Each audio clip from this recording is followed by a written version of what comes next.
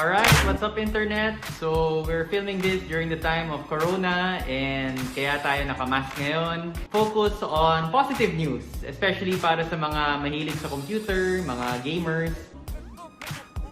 There is actually good news coming. AMD is scheduled to release its 4th gen CPUs, and this is the Zen 3 architecture. It looks like AMD is still on a roll. The performance increases will be just as dramatic as what we saw from Ryzen 1 to Ryzen 2 and then Ryzen 2 to Ryzen 3. So AMD is on track to deliver the same performance increases.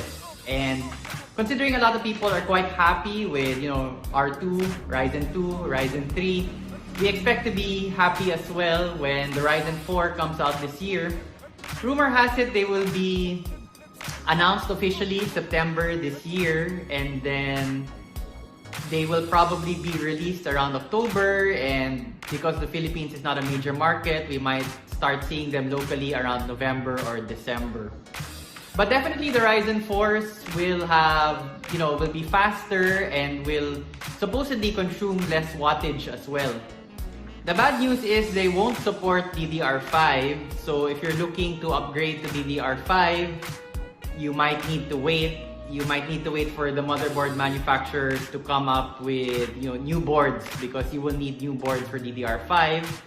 And the good news is it's still AM4, so the socket is still AM4 just as AMD promised. So it is backward compatible with the Ryzen 1 and onward motherboards.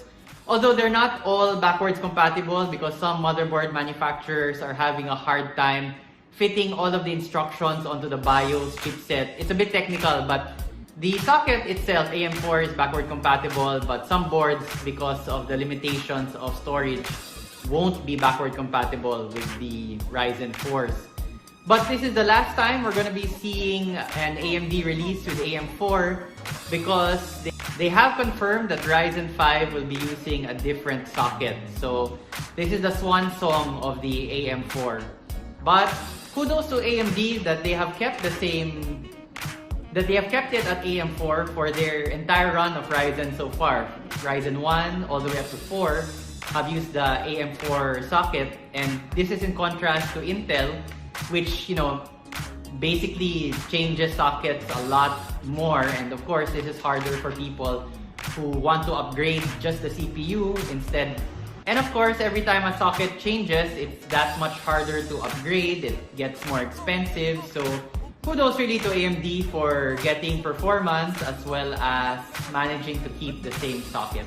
Team Red is on a roll, and it looks like it will continue its impressive performance later on in the year with Ryzen 4. Still keeping with AMD news, they are also scheduled to announce and release the update to their graphics card. It's called Navi 2 or Big Navi or RDNA 2. And just a side note on the naming conventions. Actually, I think this is one area where AMD can improve, because their naming structure is really confusing. It's not like NVIDIA. NVIDIA does a good job. There's the NVIDIA 1000 line, so that's the 1660, the 1080, 1070, 960, and things like that.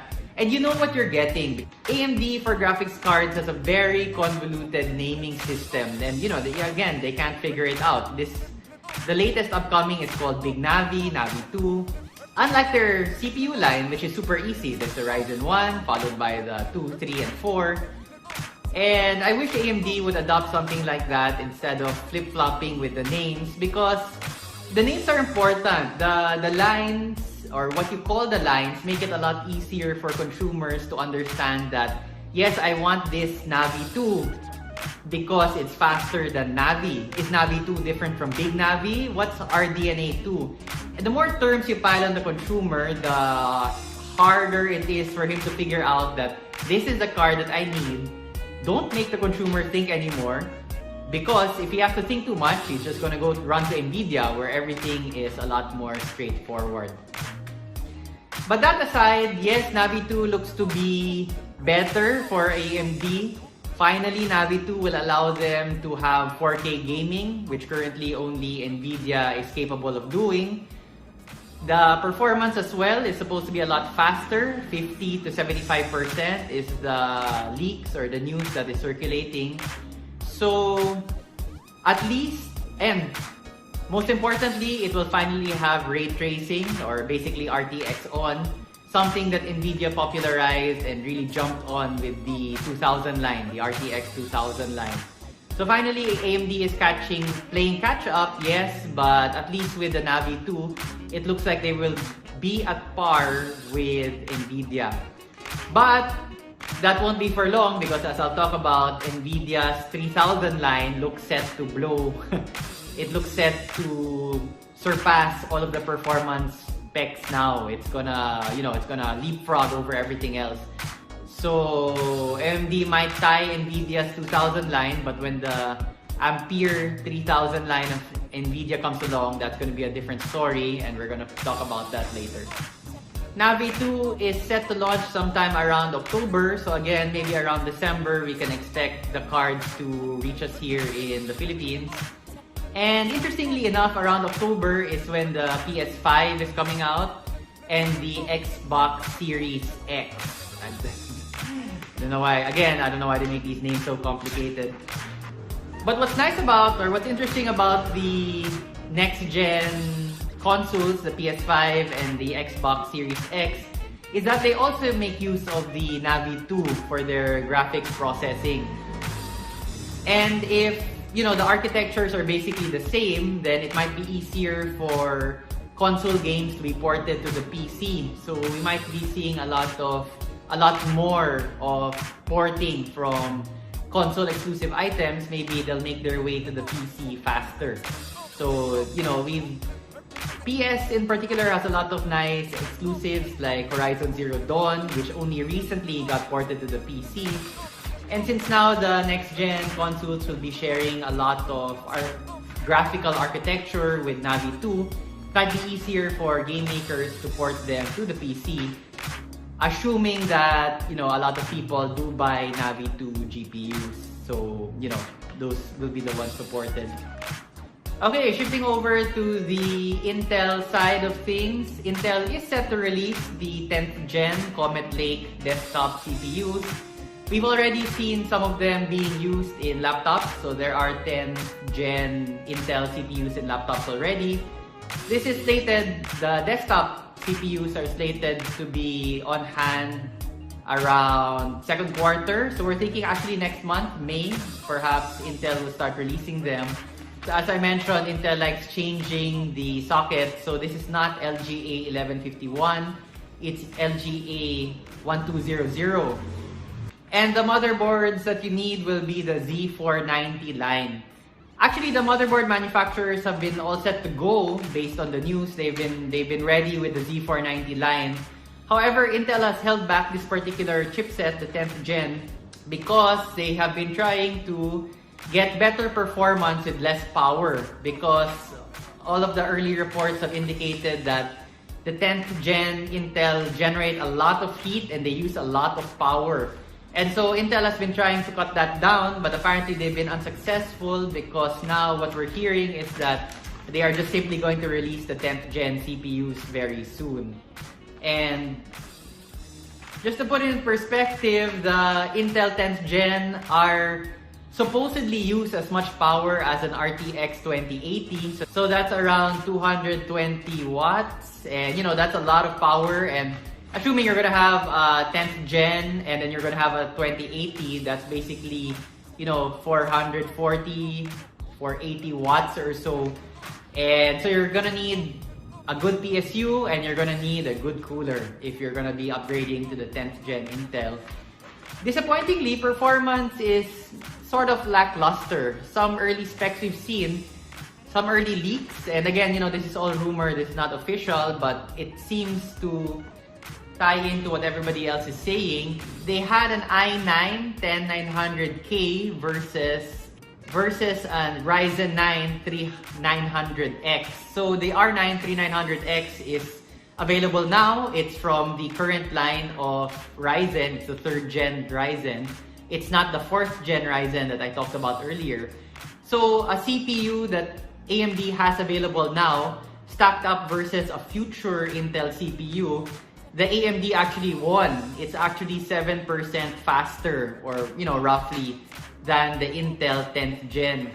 So the Comet Lake 10th gen Intel looks to be a bit disappointing, and yes, there are people who super love Intel and they might, that might be a reason to upgrade to it. But on its own, all things considered, the 10th gen line will not be the one to convince people to go back to Intel. So Intel is still playing catch up with the Comet Lake line.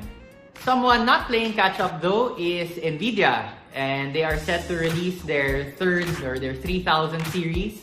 It's a new graphics architecture. They call it Ampere versus the Turing architecture of the 2000 line. But basically what it promises is much faster graphics at a lower,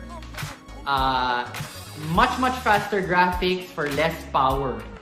The rumor is, or the early numbers are showing that we will get a 50 to 75% increase in performance with a decrease in power consumption of around 50%. So that's really, across the board, those are great numbers, and you really might want to wait if you're looking to upgrade your graphics card. You might want to wait for the NVIDIA 3000 line because the numbers really are looking quite good.